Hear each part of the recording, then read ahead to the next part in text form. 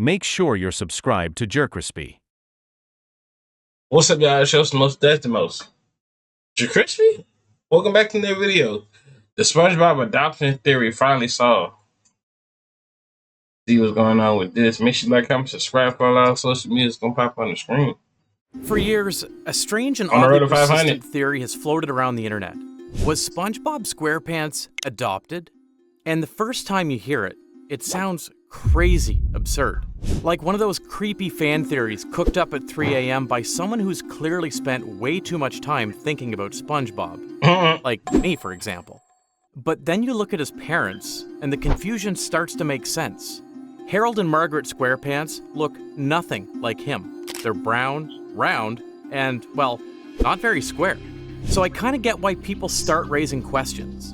But unlike Mr. Krabs' family, where half the members are some urban legend, SpongeBob's relatives actually show up on the show. A lot of them, too.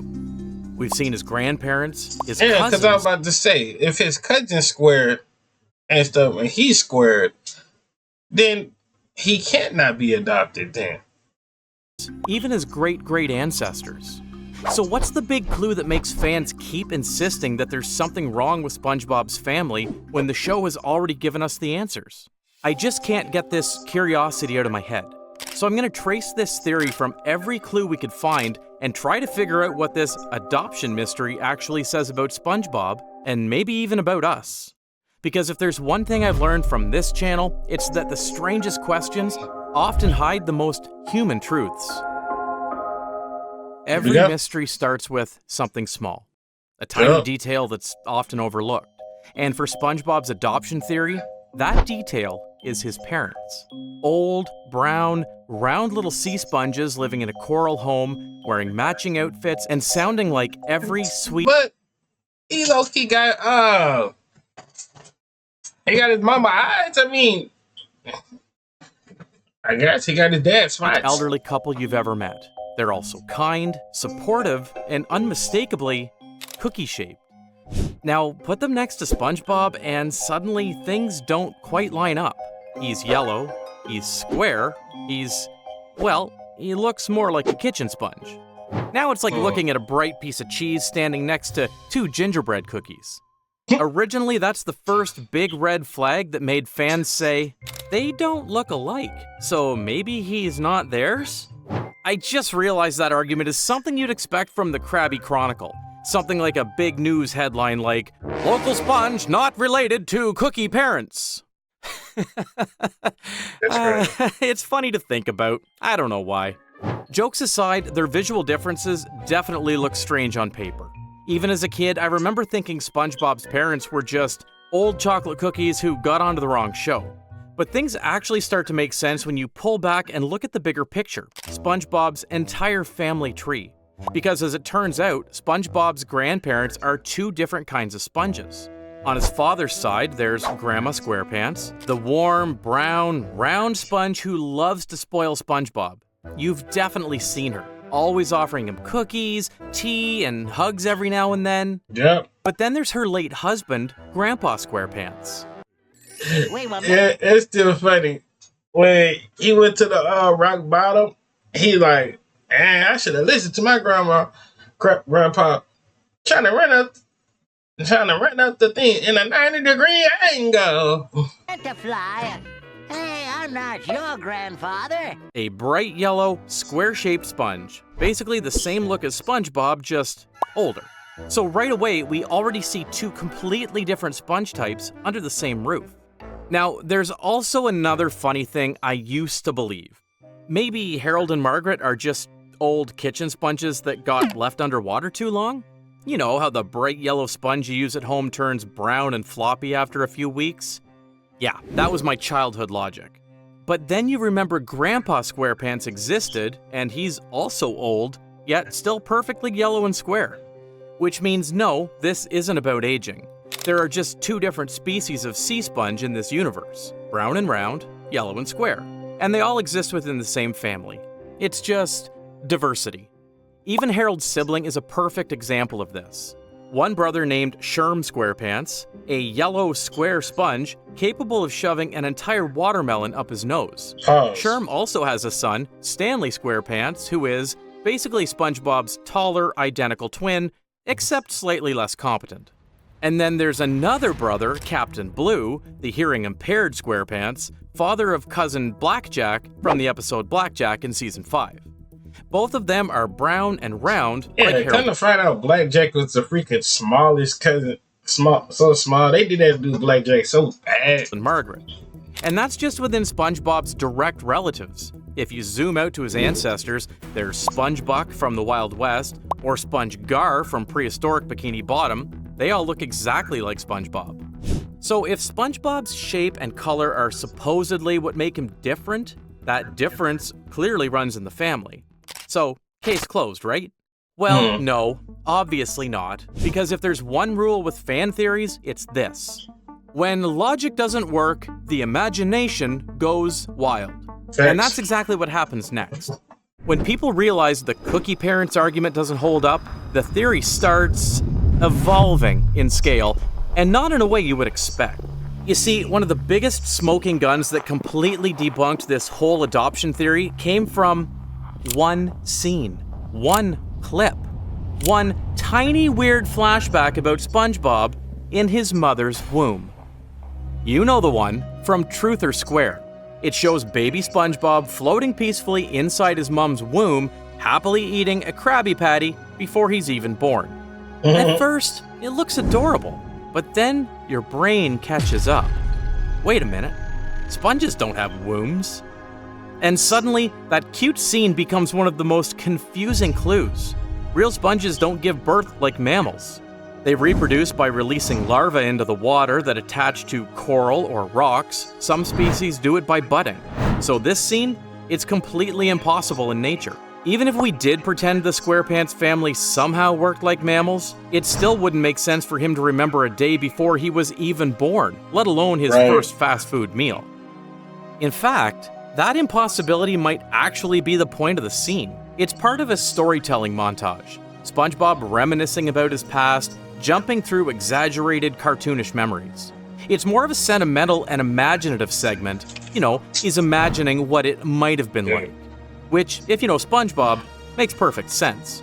This is the guy who once turned a cardboard box into a space simulator just by pretending hard enough. Imagination. He's built entire worlds out of thin air, or technically thin water. So of course, he'd imagine his own birth with perfect lighting and a Krabby Patty.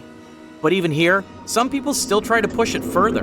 If it's imagination, then maybe his memories were implanted. Maybe he's some kind of clone. And at that point, you just have to stop and breathe. Right. If anything, the womb scene doesn't disprove at that point, if you thinking he's a clone, then what's the original SpongeBob was? The original one that was supposed to be named SpongeBob, or whatever the nigga name was? That's supposed to be original SpongeBob, but he passed away and got erased it. And we got SpongeBob. His connection to his parents, it makes the adoption theory even more absurd. What, are we gonna say SpongeBob's imagination is so powerful he literally rewrites his own origin story just to make it more emotional? Nah. So we set that aside and let the theory escalate again. Since the family tree checks out and the womb scene doesn't break it, people start reaching further. Not only that, they also managed to tie it in with another existing theory. One of the oldest and still most popular is the idea that SpongeBob isn't a sea sponge at all. Instead, he's a kitchen sponge, a man-made cleaning product that somehow fell off a ship, sank to the ocean floor, and came to life. In other words, the ocean's first living piece of pollution, a walking, talking, square-shaped miracle of human trash. And to be fair, That's not gonna make no sense. Then how he got a mom, a dad, then he got a cousin, then he got a grandparents and all that stuff. Then that don't make no sense. Now how that goes? that does sound almost believable in SpongeBob logic. The show itself loves to make jokes about it. This is a world where a crab runs a fast food restaurant, a squirrel lives underwater in a dome, so a kitchen sponge coming to life? Sure, why not? So by that reasoning, do Harold and Margaret just adopt SpongeBob out of pity? They can't just leave a stranded kitchen sponge, so they take it home? But even that theory collapses the second you remember the show actually proves SpongeBob is a real sea sponge over and over again. He could regenerate his body. Yeah, I'm about to say, ain't we saw the last time when Squidward was time traveling, and like SpongeBob and Patrick could regenerate their whole body, like limbs after limbs after limbs? Only them two? He could split into clones. He can even separate his limbs and have them function independently. SpongeBob is a pure sea periphera, all right. Real sponges, the kind that live on coral reefs, can do that too. They don't have brains or organs or blood. They're basically colonies of cells that rebuild themselves constantly. Cut one in half and you don't kill it, you just make two sponges. It's like living Play-Doh. But of course, some don't stop there. The theories get way more absurd. Because if we see SpongeBob's powers, his speed, his durability, the way he survives explosions, it's not normal at all. Then maybe he's a mutation. Maybe he's the result of radiation, one of the many victims of Bikini Atoll. But you've probably heard this one. The idea that Bikini Bottom sits directly below the real-world nuclear test site, and that all the talking sea creatures are the result of leftover radiation from those bombs. You know, that's crazy though. They've been saying that since, like, bro, way back. That's how about, yes, nuclear radio bomb war and stuff like that. That's why Sandy down there, she's a scientist. She's testing them, how they live and breathe and stuff like that. But how she testing them, and she down there along with them? She down there high fiving, slapping on, having a dancing, going to these shows and all that other stuff. Like, hold on. Like, come on now. Until you remember, everyone in this show can survive explosions. Even a single-celled plankton can survive multiple explosions throughout the show. That's just Bikini Bottom physics. And so if Bikini Atoll is tied to this theory, it would just make all of them mutants, right? Either way, SpongeBob isn't special. If anything, this only proves how normal and then, hold on, if they mutants and stuff like that, why they need to breathe on water? Why they need to breathe water in general, as we speaking? Huh? Like, wait, no, man. Oh, no. Because, like, listen. When we could go put the movie on, Out of Water. Why they feel like they were about to die? Are they mutants? Or why they about to feel like to die? Especially crabs. Crabs, you live on this out there. You should be fine. So I don't know. Yeah, I understand about Squidward and SpongeBob and Patrick, but Mr. Krabs, you should be. Does it feel good? Like nigga. Actually is compared to everyone else. And still, that doesn't stop people from trying to explain the unexplainable. Because when science starts breaking apart, someone always tries to fix it with more science. So they bring out the big guns, genetics. Yeah, I'm not kidding. Because, sure, we've seen that SpongeBob's family has both brown round and yellow square sponges. But the catch is that every parent is matched with their kids. Uncle Sherm and Stanley, square and yellow. Uncle Blue and Blackjack, round and brown. Then people ask, both Harold and Margaret are brown round types of sponges. How did two circles make a square? That's just impossible. And I mean, fair question. You don't usually see geometry get that aggressive in genetics. But remember those Punnett squares you probably doodled on your biology homework? That's where this fits in. Imagine Harold and Margaret each have two traits. Color. Still to this day, I hate biology. I was the only junior in that class. I was in a class with full of sophomores. That's kind of low-key crazy, bro. And shape. Brown and round are the dominant ones. Yellow and square are recessive. And if both parents quietly carry those recessive genes hidden behind their cookie-colored exterior, there's a 1 in 16 chance their kid ends up square and yellow. Statistically rare, yes, but still possible. So after all that talk about nuclear fallout and sentient kitchen sponges, it turns out the real answer might just be a Punnett square. Which, if you think about it, is kind of hilarious. The mystery fans have been chasing for years can literally be solved by the same worksheet you used to figure out why your eyes are blue. In fact, SpongeBob shares the exact same eye features as Margaret. I just said that earlier. Like I made like I want like he got the same eyes like his mama and same eyebrows.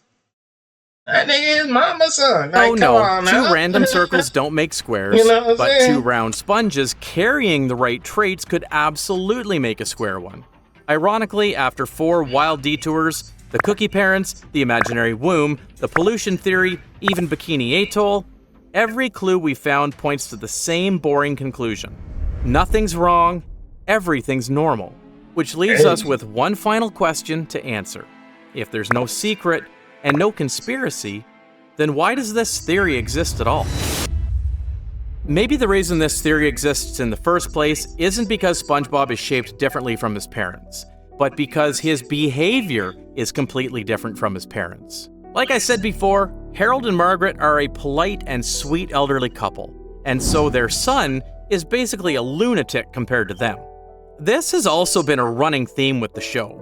We asked why Eugene Krabs has a whale for a daughter. That made Pearl's theory I covered some time ago. Why is Squidward the grumpy one while his parents are a complete joker and a badass? Also a topic I've talked about. We're just so used to asking these kinds of questions. Layer that with the fact we also live in a time where every story feels like it needs a tragic backstory. Every hero has... you know, that scene right there that's still fucked up. I ain't lying to y'all long. This scene, but this nigga Mr. Krabs hit the scene like this. Oh, you know, your thing's still on here, right? I'm like, man, no. feels like it needs a tragic backstory.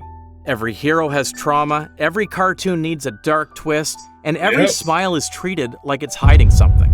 So when we see a character who is genuinely content, who loves his parents, his job, and his life, we assume it has to be fake. There must be something darker underneath. But truth be told, SpongeBob SquarePants isn't adopted. He isn't a clone or a lab experiment or a piece of radioactive dish sponge that fell from a ship. He's exactly what the show tells us he is, a happy, square little sea sponge with a loving family. That's it.